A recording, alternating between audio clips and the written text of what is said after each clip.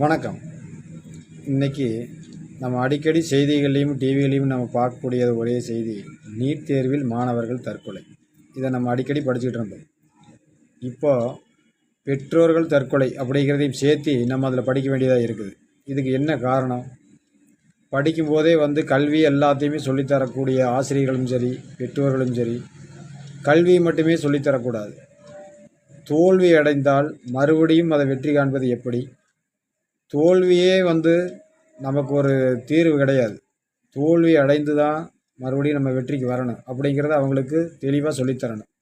மனதை வலிமையாக வச்சுக்கிறது எப்படிங்கிறதையும் அவங்களுக்கு சொல்லித்தரணும். வெற்றி பெறுவதை மட்டுமே கொண்டுக்கிட்டு கடைசி வரைக்கும் நம்ம பயணிக்க முடியாது. நாளைக்கு ஒரு தோல்வி வந்தால் அது சந்திக்கிறது எப்படின்னு அவங்களுக்கு தெரியாமையே போயிடும்.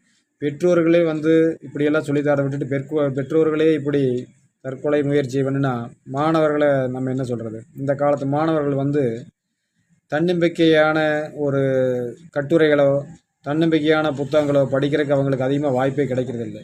அவங்களுடைய சினிமா பார்க்குறதும் கிரிக்கெட் விளையாடுறது இந்த மாதிரி விளையாட்டுகளில் தான் அவங்களுடைய ஈர்ப்பு அதிகமாக இருக்குது.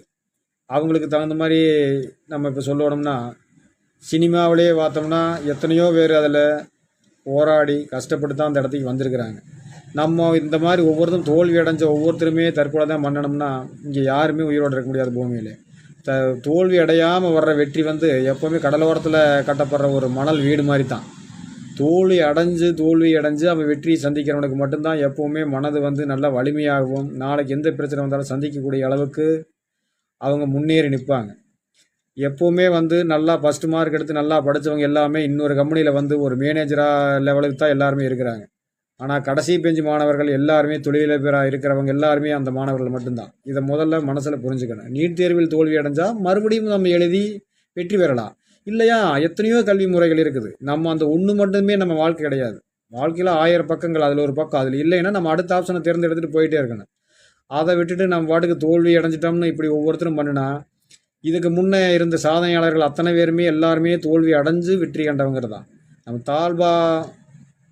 தாமஸ் ஆல்வா எடிசனெல்லாம் ஒரு பல்பை கண்டுபிடிக்கிறக்கே அவர் இலைகளை 5000 இலைகளில் தோல்வி அடைஞ்சதுக்கப்புறம் தான் டங்ஸ்டன் இலையை கண்டுபிடிச்சி வெற்றிகரமாக அந்த பல்ப் எரிய வச்சார். சாதாரணமாக ஒரு ஒட்டக்கூடிய பசை கண்டுபிடிக்கிறதுக்கு அவர் 96 மரங்களை வெட்டினதாக நம்ம படிச்சிருக்கிறோம். இதே மாதிரி தோல்விங்கிறது எல்லாத்துக்குமே இருக்கத்தான் செய்யும்.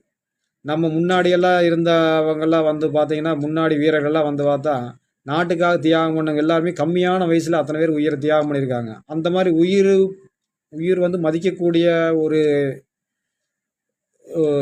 மதிக்கக்கூடிய ஒரு செயலாக இருக்கணும். நாளைக்கு